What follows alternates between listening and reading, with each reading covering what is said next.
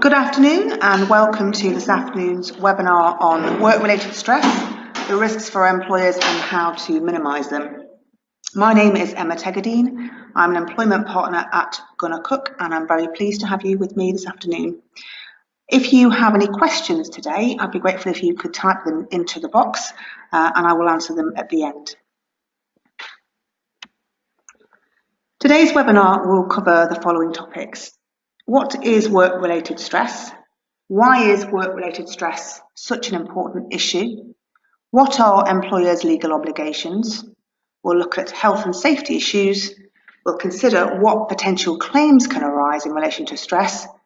We'll look at practical tips on minimising stress in the workplace. And also, we'll discuss effective management of stress-related sickness absence. You'll see there on the slides there are a list of statutes, that is legislation which covers the areas we're going to talk about this afternoon. So those references are there if you need to look them up. Studies show that work is, in general terms, good for people's health. As well as providing financial rewards, going to work gives people self-esteem, companionship and status. The extent to which employees find their jobs rewarding is strongly influenced by employers who help employees to see how they fit into the bigger picture, effective line managers who respect, develop and reward staff, consultation that values the voice of employees and listens to their concerns, and relationships based on trust and shared values. However, although the benefits of working usually outweigh the disadvantages, work can also be detrimental to people's health. What is stress? There is a very important difference between pressure and stress. Staff perform better when they have challenges to meet, and some pressure has a known beneficial effect on performance and job satisfaction. However, when an individual is subjected to excessive pressure, their well-being and work performance starts to decline. Stress is a physiological response which was developed to enable early man to survive dangerous situations. When the human brain perceives a threat, it activates a fight or flight protocol, which enables us to either fight for our survival or run to safety. Our bodies release adrenaline, noradrenaline and cortisol, and that enables us to find additional strength and speed for the purpose of either fighting or fleeing the perceived threat. Unfortunately, the human body reacts in the same way when faced with challenging situations in modern day life, including stressful situations in the workplace. If the stress response is activated on a regular basis, it can lead to other mental health issues, such as anxiety and depression, and physical illness. The Health and Safety Executive defines work-related stress as the adverse reaction people have to excessive pressures or other types of demand placed on them at work. Stress won't normally amount to an illness in itself. However, it may trigger illness. It is sometimes hard to determine when stress becomes a mental health problem, as many symptoms of work-related stress are similar to the experiences many people have when they are under pressure at work. The difference is primarily down to the severity and duration of the symptoms and the impact they have on the employee's life. Stress is linked to a wide range of medical conditions. Why is work-related stress such a huge issue for employers? Stress-related health issues are increasingly common. And whilst everyone has their ups and downs, periods of sustained stress can be harmful to mental health. It can cause people to lose confidence, become ineffective at work, crumble in the face of everyday challenges, and behave in ways that can damage friendships, family, and work relationships. As people's behaviour changes, their physical health can also be affected. Prolonged periods of stress can lead to a range of mental health problems, including anxiety and depression and physical health problems. Depression and anxiety are the most common stress-related complaints, and they affect 20% of the working population in the UK. The Department of Health estimates that 1 in 4 people will suffer from a mental health problem at some point in their lives.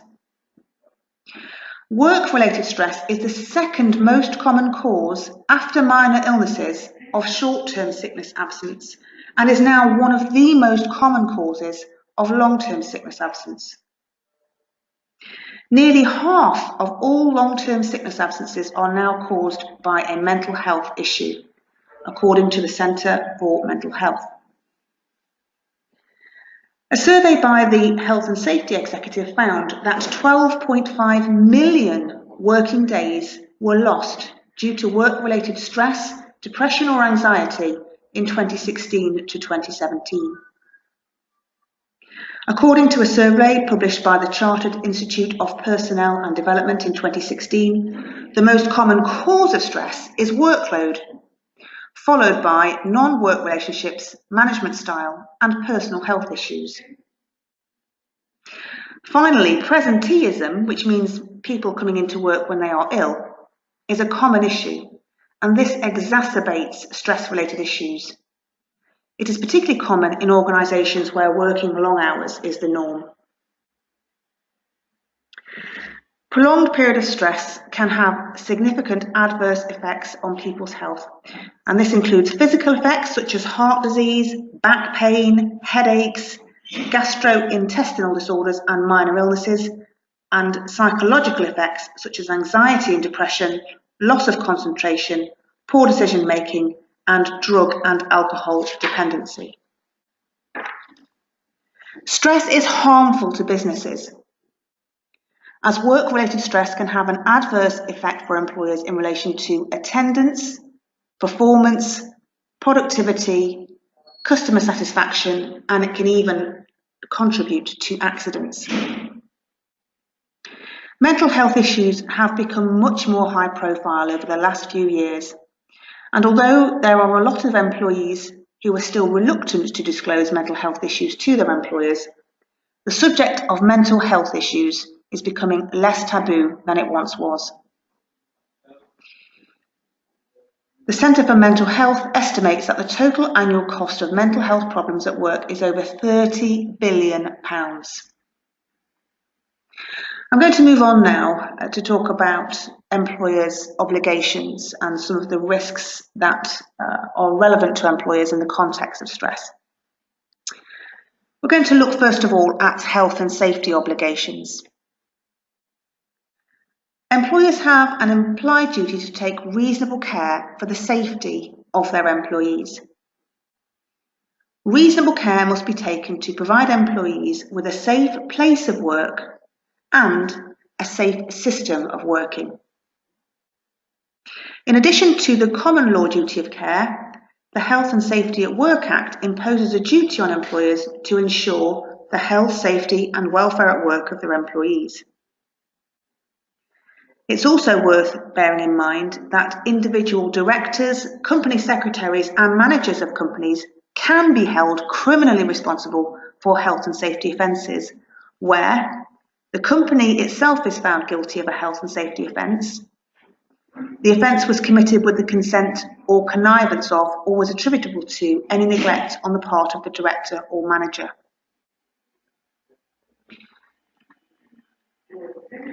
The Management of Health and Safety at Work Regulations 1999 impose specific obligations on employers to carry out a suitable and sufficient assessment of the health and safety risks that employees are exposed to at work in order to identify any measures the employee needs to take to comply with statutory requirements. If an employer employs more than 5 employees, it is also required to keep a record of its findings. Employers are also required to provide comprehensive and relevant information to employees about the risks to their health and safety, which are identified by the assessment, and the measures that will be implemented as a result. Generally speaking, health and safety legislation does not create rights for employees to sue employers directly for damages in the event of a breach by the employer.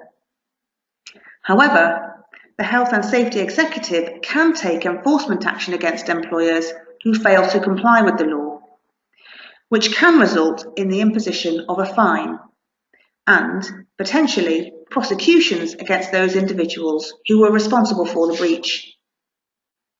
In addition, employees who are affected by an employer's failure to comply with health and safety legislation may be able to bring claims based on other causes of action, such as negligence, which we'll talk about a little later.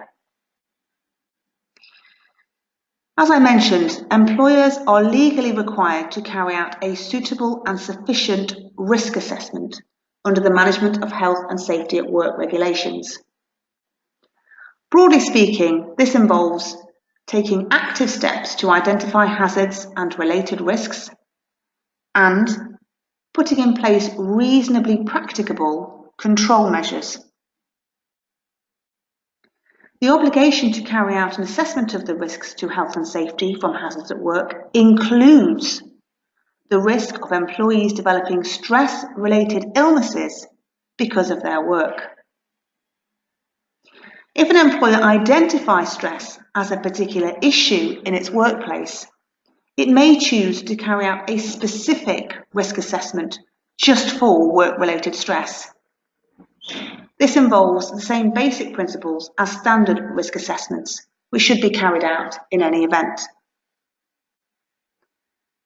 So far, we've talked about what stress is, why it's an issue for employers, and we've talked a little bit about employers' health and safety obligations in connection with stress.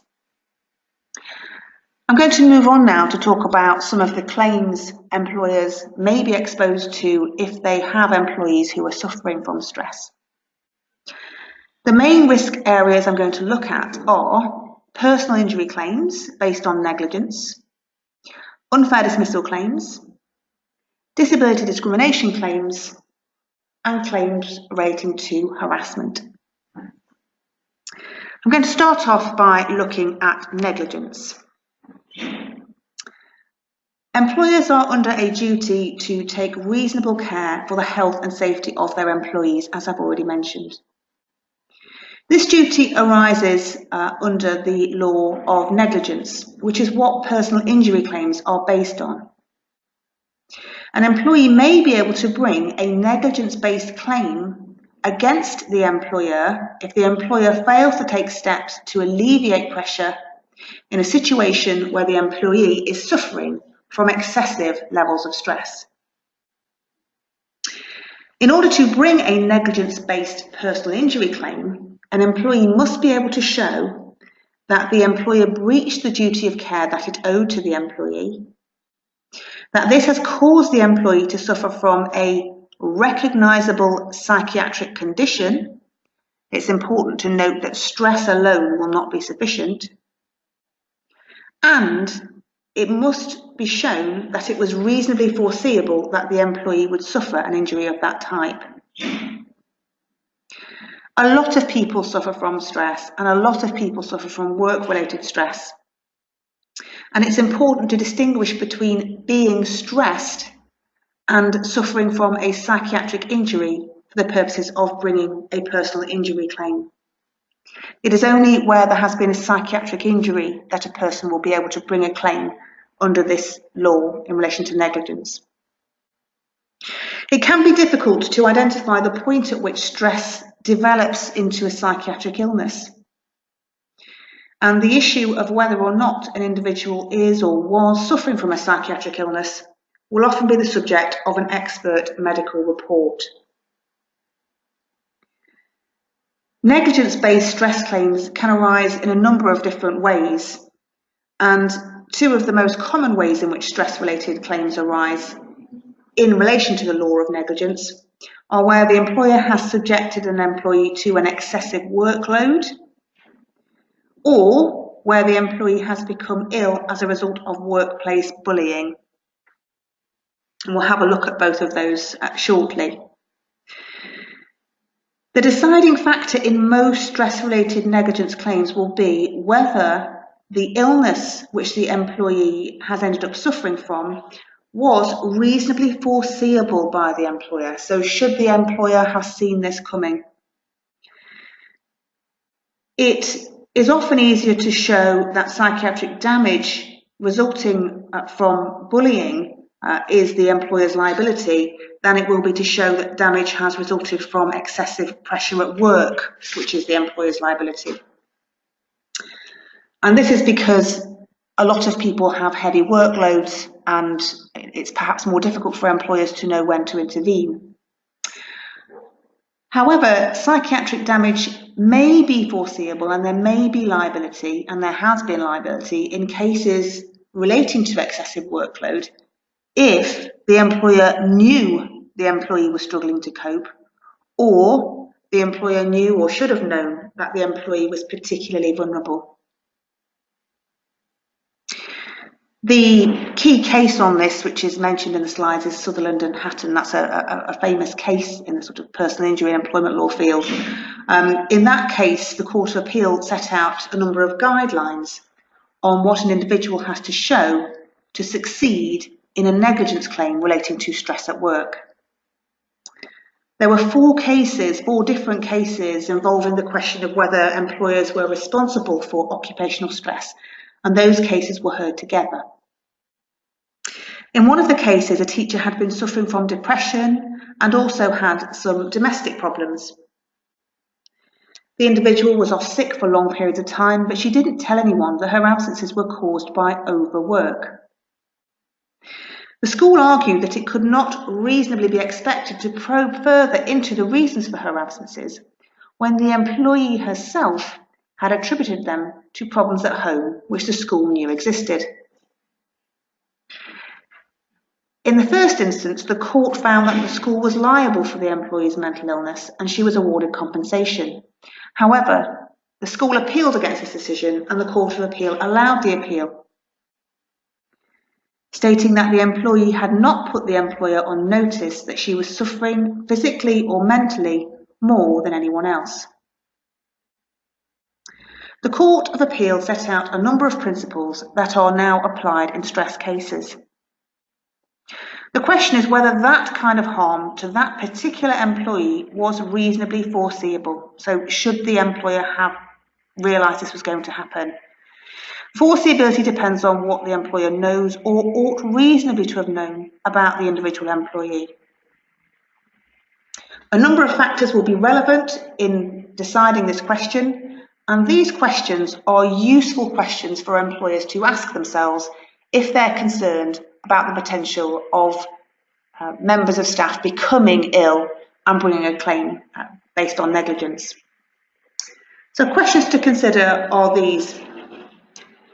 Does the employee have a particular vulnerability, or have there been frequent or prolonged periods of sickness absence? Is the individual's workload much more than is normal for that particular job? Is there an unusually high level of sickness absence within a particular department or in relation to a particular type of job? This could be a warning sign. Also consider, have several employees doing the same job experienced unusually high levels of stress? This again could be a warning sign.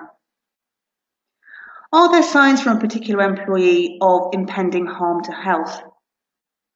If warnings are given by the employee or others and there have been frequent absences, that might be a good enough reason for the employer to think that the underlying cause of the absences could be work-related stress. Employers are generally entitled to assume that employees can cope with the normal pressures of the job, and they're entitled to take what employees say at face value, unless there is a good reason to think otherwise. In order for the duty on the employer to take steps to prevent injury to be triggered, the implications of the impending harm to health arising from stress at work must be obvious enough for any reasonable employer to realise that it should do something about it. The effect of this guidance is effectively to put the onus on employees who are not coping at work to bring this to their employer's attention. However, the test is based not only on what the employer actually knows, but also on what it ought reasonably to have known in all the circumstances. Employers will be expected to take notice of circumstantial evidence which suggests employees aren't coping, such as increased absences, failing to meet deadlines, and comments from other employees. In an ideal world, it is helpful to train managers to be aware of the symptoms of stress, which we'll talk about a little later, and how to manage them to assist employees. So we talked about negligence in the context of when a duty arises when an employer could potentially be liable. I want to talk now about what happens if you have employees that you are concerned about, having run through that guidance, if you have employees who are having time off sick more than usual, who you know has a history of depression or anything like that. If there are reasons why you might have particular concerns about anybody, what do you do about it? Well, as soon as an employer is on notice of a potential stress-related illness, it is expected to take remedial steps to reduce the risk of the employee becoming ill. So if an employee is at risk, and we've talked about when that might be, the employer should take steps which are reasonable in the circumstances.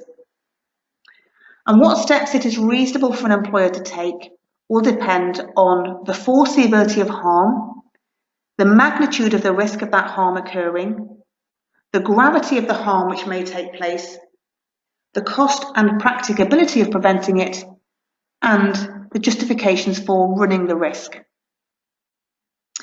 Practical steps which you might take include transferring the employee, redistributing work, arranging for treatment or counselling, or providing mentoring.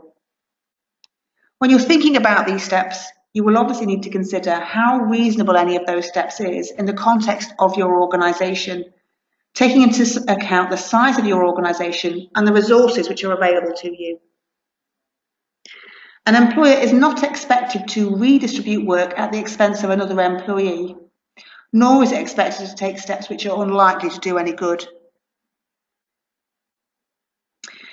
It's worth bearing in mind that if this is a possibility for your organisation, depending on the size of the organisation you're in, the provision of a confidential and external confidential counselling service has been shown to go a long way towards showing that the employer has discharged its duty of care.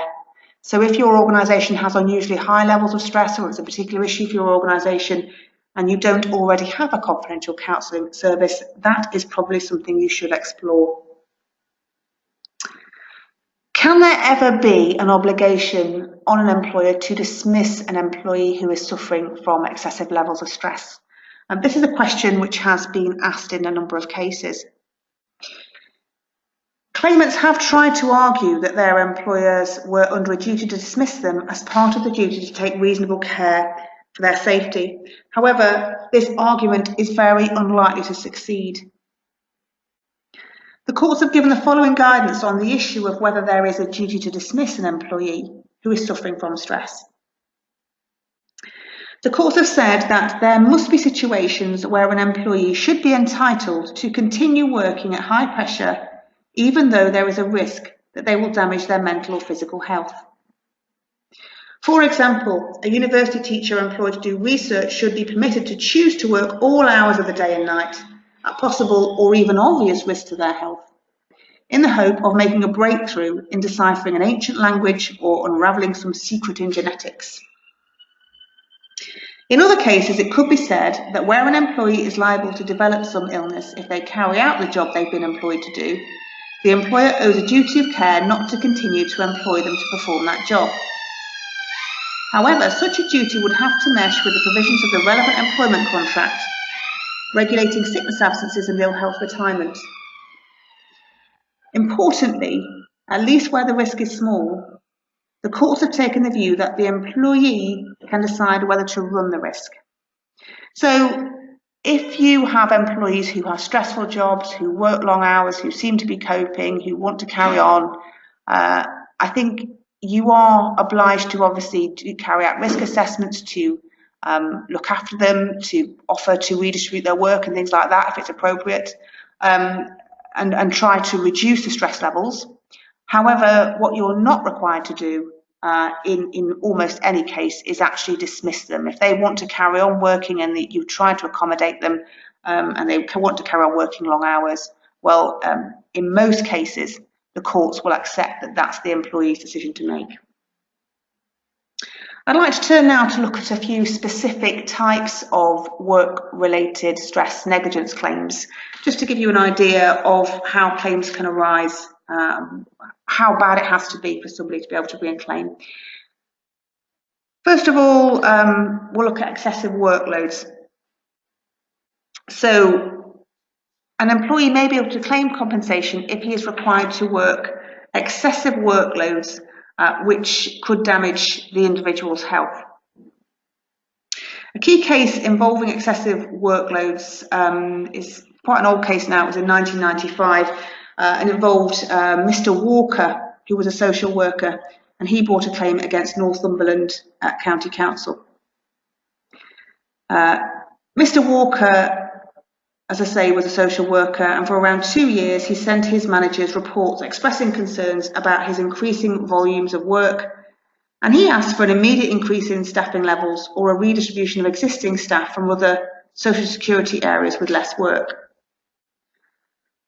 The work levels continued to increase, but no additional help was provided. As a result, Mr. Walker suffered a nervous breakdown. Prior to his return to work, the council promised Mr. Walker that another officer would be seconded to him for as long as he needed him. However, within a month of his return to work, the seconded officer was withdrawn. A considerable amount of paperwork had built up during Mr. Walker's absence, and the number of cases continued to increase at a fast rate. As a result of all of this, Mr. Walker suffered a second nervous breakdown and was dismissed by the council on the grounds of ill health.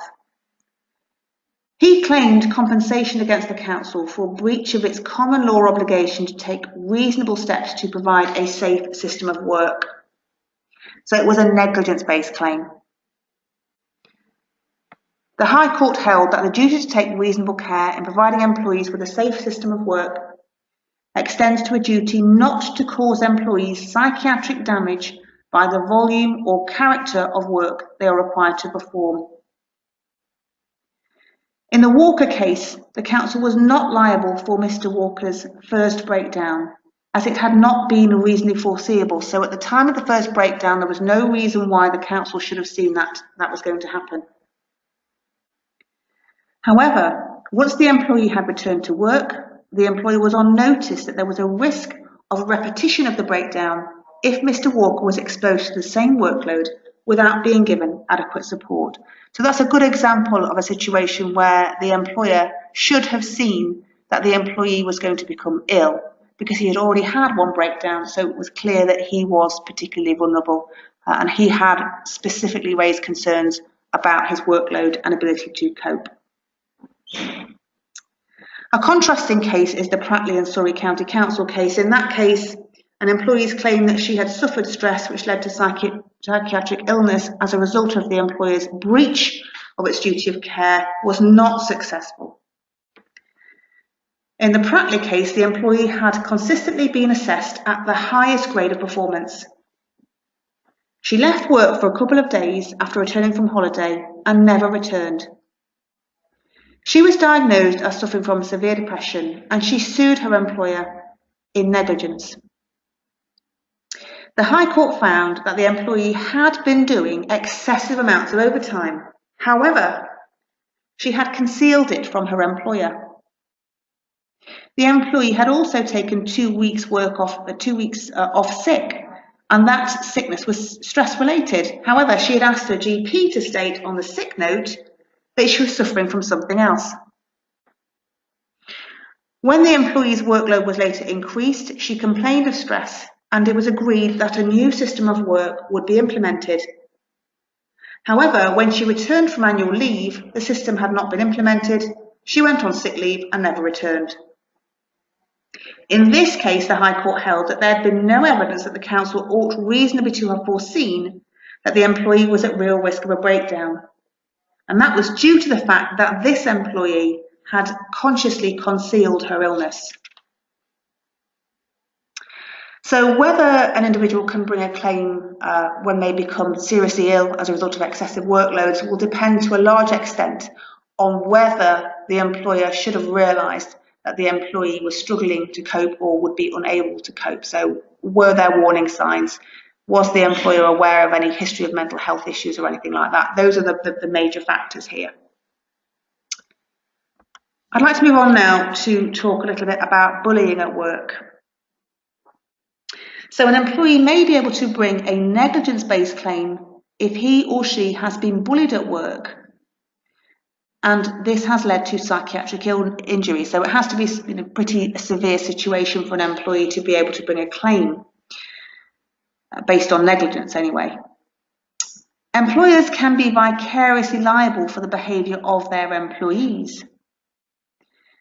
This means that a claim can either be based on the way management has dealt with an issue relating to bullying, so it can be directly against the employer itself, or a claim can be based on the behaviour of the perpetrators of the bullying. So there's two ways in which an employee can bring a claim. It can either be based on the management's failure to deal with an issue, or it can just be based on what the perpetrators of the bullying have done, because the employer will be liable in most cases for what its employees do at work.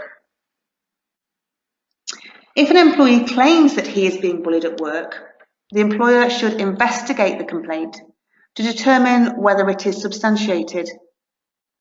The employer should identify the behaviour complained of and determine whether it is of sufficient severity to amount to bullying.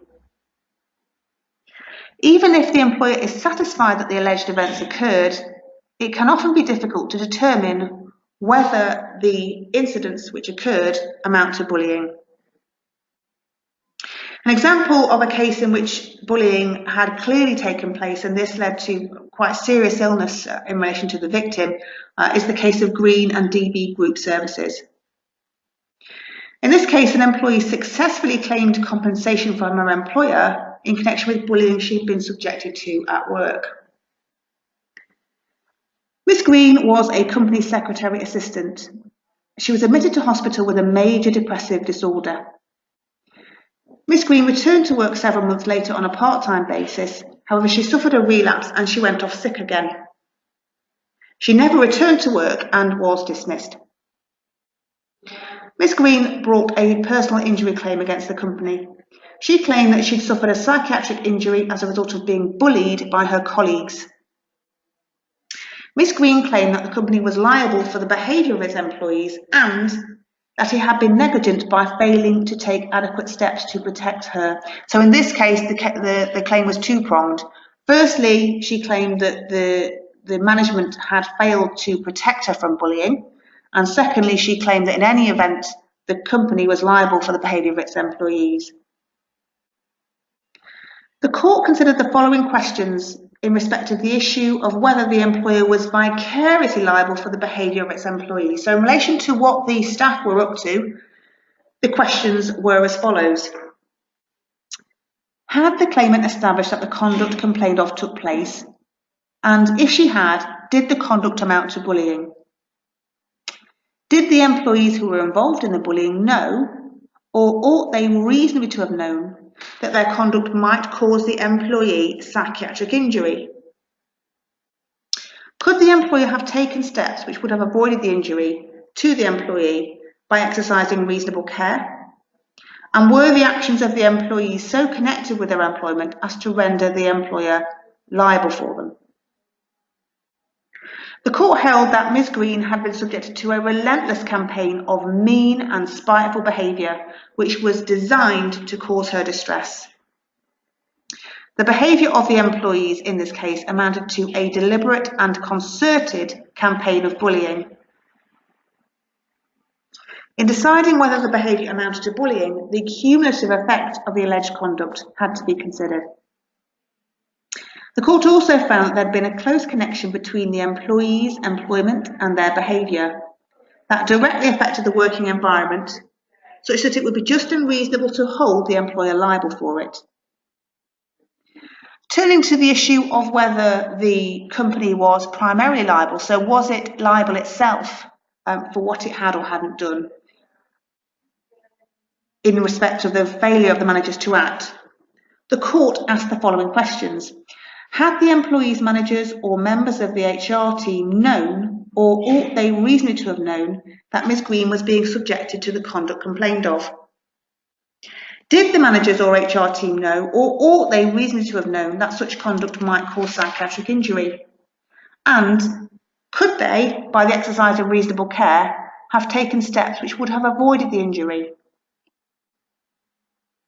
The court accepted that the employer owed its staff a duty to take reasonable steps to protect them from foreseeable harm to their physical and mental health, and that it had failed in this duty towards Ms. Greene by failing to take adequate steps to protect her. This was a long-standing problem, and management at this company was weak and ineffectual. The employees' line managers either knew or ought to have known what was happening, and a responsible employer would have intervened as soon as it became aware of the problem. The employer should have made it clear that the behaviour of Ms. Greene's colleagues was unacceptable, and the perpetrator should have been warned that they would be disciplined if any further incidents occurred. In addition, the employer could have moved the perpetrators to another department. The court considered the issue of foreseeability and held that the bullying gave rise to a foreseeable risk of psychiatric injury. The bullying was designed to make the working environment intolerable and had a cumulative effect when it occurred on a daily basis. In this case, the court took the view that the stress which this individual was subjected to went far beyond that normally expected in the workplace, and it was foreseeable that an individual in this situation would not be able to withstand such stress and would suffer psychiatric injury as a result. Furthermore, the company was aware that the employee had recently suffered from depression and was more vulnerable than most employees. The employee, Ms. Greene, was awarded compensation of over £800,000. And it's worth bearing in mind that in relation to, although it's quite hard to bring a negligence-based claim in relation to work-related stress, if an individual brings a successful claim, levels of compensation can be very significant, and a lot of the cases do show that. Not all claims based on bullying at work will be successful, and the High Court came to the opposite conclusion in the case of Mullen and Accenture services. In that case, Mr. Mullen claimed that he had been bullied by his line manager, who humiliated him in front of other members of staff, regularly shouted and swore at him, put him under immense pressure to solve any problems, and was never satisfied with anything Mr. Mullen did, even though he worked long hours. This employer was a performance-driven company at which employees were expected to work long hours under pressure to achieve results, and in return for which they were very well remunerated. Although there had been blunt language and inappropriate banter, this was the result of wishing to drive the work forward rather than being directed at the claimant. In that case, the court held that there may sometimes be a fine line between strong management and bullying. However, the line had not been crossed in this case, as the claimant had not been at the receiving end of genuinely offensive and unacceptable behaviour.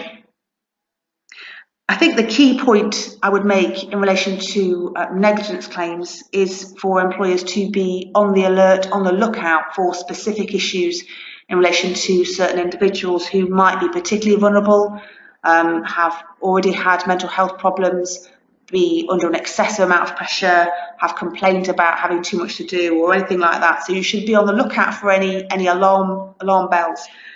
If there's any suggestion of employees being bullied, then I would say it's important to take appropriate steps to investigate that as soon as you become aware of it and see whether there is any substance to the allegation, and if so, it needs to be dealt with as swiftly as possible. in order to minimise the risk of any claims and minimise the risk of the employee becoming ill as a result. So we've talked quite a lot about negligence. I think it's a very important thing to be aware of, and as I say, it's a growing area. I'd like to talk now about some of the other claims that employees might be able to bring in relation to work-related stress. Briefly, I want to talk about the Protection from Harassment Act 1997. It's worth knowing that in some cases, an employee who is suffering from work-related stress may be able to bring a claim under the Protection from Harassment Act, which prohibits anyone from pursuing a course of conduct which amounts to harassment and which that person knows or ought to know amounts to harassment. The course of conduct must be oppressive and unacceptable and have caused alarm or distress. A course of conduct means that there must have been conduct on at least 2 occasions, and the perpetrator must know that his conduct amounts to harassment or ought to have known this. A person ought to know if a reasonable person in possession of the same information would think it did. Employers should be aware that they can be vicariously liable under the Protection from Harassment Act for harassment committed by an employee in the course of their employment. Turning now to disability discrimination, which is another key area in connection with work-related stress. In some cases, an employee who is suffering from mental health problems may benefit from protection as a disabled person under the Equality Act 2010. An individual will be disabled for the purposes of the Equality Act if he has a physical or mental impairment, the impairment has a substantial adverse effect on the individual's normal day-to-day activities, and the substantial effects are long-term. In order to be long-term, substantial effects must have lasted or be likely to last for at least 12 months. So in what circumstances will mental health issues mean that a person has protection under the Equality Act? Well, in a case brought by a job applicant against a law firm, the EAT gave some helpful guidance on how to determine whether a mental illness is a disability for the purposes of the Equality Act. In this case, the case of J and DLA Piper, the claimant was a qualified barrister who had a history of depression. She was offered a job at DLA Piper and was asked to complete a medical questionnaire. Before she completed it, she informed the HR manager that she had a history of depression and the offer was withdrawn. The claimant brought a disability discrimination claim against DLA. A preliminary issue was whether she was disabled for the purposes of the Equality Act. The Employment Appeal Tribunal held that where the issue of mental impairment is disputed, the tribunal should start by making findings about whether the claimant's ability to carry out normal day-to-day activities is adversely affected, and then consider the question of impairment in light of those findings. If the tribunal finds that there has, in fact, been a substantial adverse effect, it will in most cases follow, as a matter of common sense, that the claimant is suffering from a condition which has produced that adverse effect. The tribunal noted that there is a blurred distinction between symptoms of low mood and anxiety which are caused by clinical depression and those which derive from the medicalisation of work problems or adverse life events. However, this distinction should not cause a problem for the tribunal if it starts by considering the adverse effect of the symptoms. So essentially what this means is that when a tribunal is trying to determine whether an individual is disabled under the Equality Act and whether they have protection, and this individual has mental health issues, the tribunal will try to establish whether whatever the issue is has a substantial adverse effect on the person's day-to-day activities. That's the key question, not what's causing it, not what the diagnosis is, but for the purposes of the Equality Act, what is the impact of the individual's mental state on their ability to carry out day-to-day activities, their daily life? If there is an impact, a substantial adverse impact, that individual will in most cases qualify as a disabled person and will have additional protection under the Equality Act. If you're in any doubt about whether an individual may qualify as a disabled person under the Equality Act, the best course of action in most cases for an employer is to assume that they do, for the purposes of deciding how to deal with them and what to do. Further guidance on when work-related stress may amount to a disability was provided in another case in which it was accepted that any stress that the employee in that case had been suffering from was a reaction to life events rather than being a mental impairment and did not amount to a disability.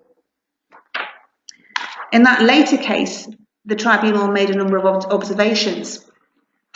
It was said that there is a class of case where the individual will not give way or compromise over an issue at work and refuses to return to work, yet in other respects suffers no or little apparent adverse effect on normal day-to-day activities. A doctor may be more likely to refer to the presentation of such an entrenched position as stress than as anxiety or depression. A tribunal is not bound to find that there is a mental impairment for the purposes of disability in such a case. Unhappiness with a decision or a colleague, a tendency to nurse grievances, or a refusal to compromise are not of themselves mental impairments, and they may simply reflect a person's character or personality.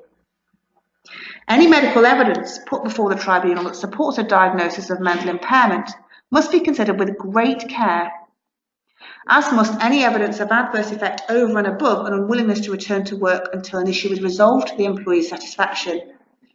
But in the end, the question as to whether there is a mental impairment is one for the employment tribunal to assess.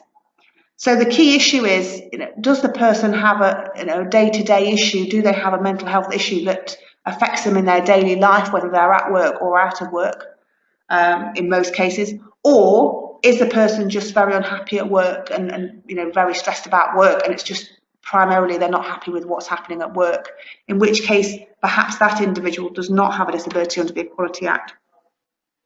If an individual has a mild form of stress or depression with only minor effects, or if they fall within that class of case I've just described, where they're just refusing to compromise at work, they may not be covered by the Equality Act and may not benefit from additional protection.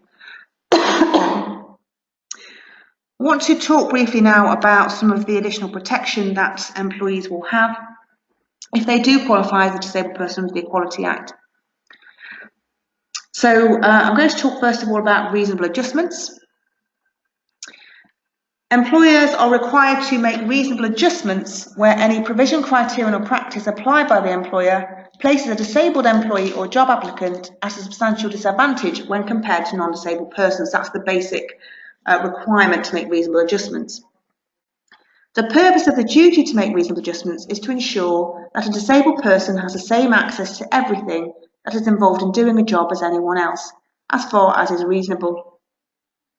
When the duty to make adjustments arises, employers are under an obligation to take steps to remove or reduce or prevent the obstacles that the disabled employee faces, to the extent that those steps are reasonable to take. In cases where an individual's mental health issues satisfy the definition of a disability, the employer will be required to make reasonable adjustments for the employee if his mental health impairment makes it more difficult for him to do the job.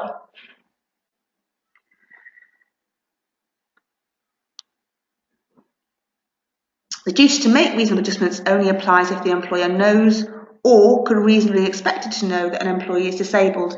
So, as I mentioned, if you suspect that an employee may come within that category of a disabled person, the best thing to do is assume that they do for the purpose of this duty, in most cases. If there are signs that an employee is suffering from stress, that may be enough to trigger the duty to make reasonable adjustments. Reasonable adjustments in the context of a stress-related illness may include a phased return to work, reduced hours, reallocating responsibilities, offering additional training, modifying the work environment, or even providing independent counselling.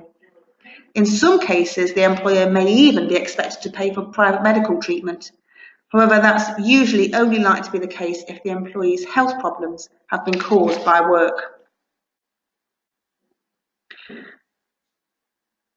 I'd like to move on now to unfair dismissal as another potential claim. So we've looked at health and safety issues, we've looked at negligence claims, we've looked at the Protection from Harassment Act, disability discrimination, I'd like to now move on to unfair dismissal as a potential claim. Employees who have the necessary qualifying period, which is usually 2 years, have the right not to be unfairly dismissed. If an employer dismisses an employee who has unfair dismissal rights, the employer will need to be able to show that the employee was dismissed for a potentially fair reason, that it was reasonable to dismiss the employee for that reason in the circumstances, and that the employer followed a fair procedure. Work-related stress often presents as sickness absence. In some cases, by the time the employee has signed off work with stress, the situation has already reached the point of no return, and the employer may take the view that the only option is to terminate employment. If an employer dismisses an employee who's been off work on long-term sickness absence, the potentially fair reason for dismissal will be capability. Broadly speaking, if an employer is considering terminating employment on capability grounds, it should investigate the issue, consult the employee about the illness, obtain an independent medical report, consider whether there are any, and if appropriate, implement steps to alleviate the stress, and make sure the employee is aware of the risk of employment being terminated before making any final decision. Taking those steps will help the employer to defend any unfair dismissal or disability discrimination claim. An unfair dismissal claim can also arise where a qualifying employee who is suffering from work-related stress resigns and brings a constructive unfair dismissal claim against the employer. So you could also face a constructive unfair dismissal claim in connection with stress-related issues.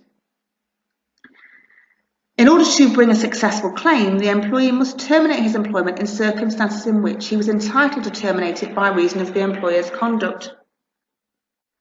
An employee may be able to bring a constructive unfair dismissal claim on the basis that the employer's behaviour has caused the employee to suffer psychiatric injury, and that this amounts to a breach of the implied term of mutual trust and confidence.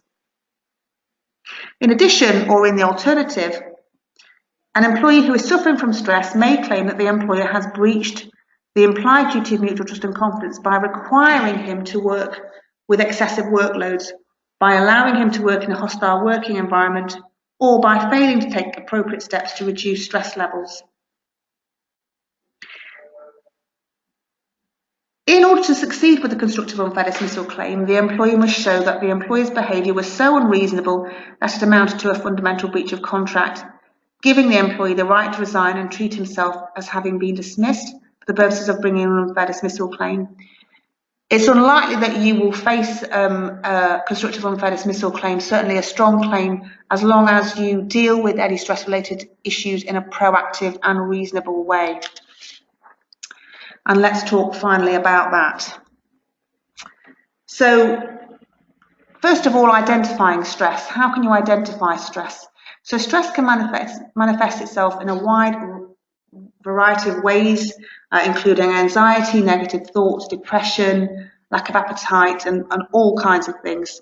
Common signs of stress at work, which are easier to look out for as an employer, may be poor performance, uncharacteristic errors, irritability or tearfulness, forgetfulness, working excessive hours, turning up late, unexplained absences, and indecision.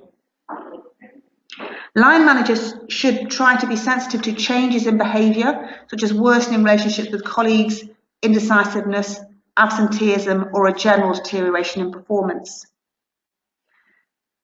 You can use return to work interviews following sickness absences and performance appraisals to try and identify any underlying stress-related reasons for absence, poor performance, or any of the other issues which we've identified. How can you minimise stress? Well, there are a number of steps that employers can take to minimise work-related stress and promote positive mental health at work. Employers and managers should look for signs of stress around the workplace and in meetings. Carry out a stress risk assessment if you're concerned that work-related stress could be a pervasive issue at your place of work. Have return to work meetings with employees after periods of sickness absence and have informal chats with anyone who may be suffering from stress. Take positive steps to tackle issues. If an employee is suffering from stress, arrange a meeting with him in a private location to discuss the issues and ask him how he's doing. give advice and support, and agree a plan of action. Promote awareness of mental health issues and create a culture where employees feel able to talk about their concerns around stress. If possible, train managers to recognise situations that are likely to cause stress and to identify the symptoms of stress and know how to manage it. It's very important to deal with any unacceptable behaviour. Relationships with colleagues and managers have a significant impact on how people feel about work. Deal with unacceptable behaviour swiftly and consistently, and if a particular individual appears to be causing friction, take steps to deal with any inappropriate behaviour and take disciplinary action if it's necessary. This should help to resolve issues and also should help you to defend any constructive unfair dismissal or harassment claims. You should also take steps to address excessive workloads. The Health and Safety Executive recommends that if you identify excessive workloads as an issue, you should consider holding weekly team meetings to discuss the workload for the forthcoming week, adjusting work patterns to account for peaks and staff absences, ensuring there are sufficient resources for staff, and providing training to help staff prioritise.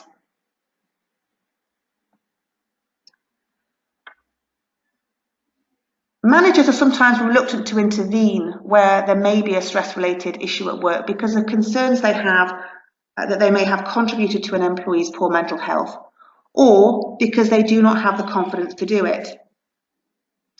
The Health and Safety Executive recommends that employers develop ways of encouraging employees to raise their concerns by creating an environment where employees are encouraged to talk, reminding employees that they can speak to trade union representatives, health and safety representatives, or human resources personnel, encouraging staff to speak to someone in their organisation and/or to seek advice from occupational health advisors or their GP if they're concerned about their mental health, introducing mentoring and other forms of co-worker support, potentially providing employee counselling services.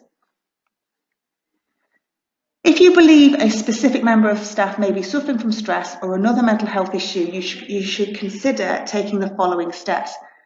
Arranging an informal meeting with the employee to try and find out if there is something wrong. If the employee is returning to work after sickness absence, having a meeting with him to try and find out what the problem is. If necessary, arranging a formal meeting with the employee to discuss the issues in more depth, and in serious cases, referring the employee to specialist help. So we've talked about why stress is an issue, what it is. We've looked at health and safety obligations. We've looked at all the different types of claims. Finally, I just wanted to touch on stress policies. So there's no specific legal obligation to have a stress policy. However, depending on the size and nature of your organisation, it can be useful to have a stress policy where you have particularly stressful types of work or you have unusually high numbers of staff suffering from stress, as it may help you to address the issues and reduce stress levels. If you do have a stress policy, make sure it explains the measures you're taking to monitor and reduce stress, provide clear channels of communication and methods of investigating any incidents which may give rise to stress, explain the role and expectations of managers, and provide information about resources which may be available to any employees who are suffering from stress. If you are going to have a stress policy, make sure you comply with your policy and also consider providing training to comply in order to help you to implement it successfully. So this webinar has covered what is work-related stress, why it's an important issue. We've looked at health and safety issues, potential claims of various types, and then we moved on to look at practical tips on minimising stress and how to manage stress-related sickness absence. To conclude, there's a strong link between good health and well-being and a healthy workplace. Stress is an increasingly important issue for employers, and it can be very damaging to health and productivity. Work-related stress can lead to claims for unfair dismissal, disability discrimination, harassment, and personal injury. Employers have a legal obligation to carry out risk assessments for their employees under health and safety legislation, and this includes risks relating to stress at work. Employers who are concerned about high levels of work-related stress should consider taking additional steps to minimise stress by promoting a culture of openness about mental health problems, having meetings with employees who may be suffering from stress, providing support to stressed employees, introducing a stress policy, and providing training on stress-related issues. My name is Emma Tegerdine. Thank you for listening to today's webinar on work-related stress, the risk for employers and how to minimise them. If you've enjoyed today's webinar, you can find details of our other webinars on the Gunnar Cook website or via their circulation list. If you want to know anything else about work-related stress or you have any questions, my contact details are on the slide. Thank you very much for listening.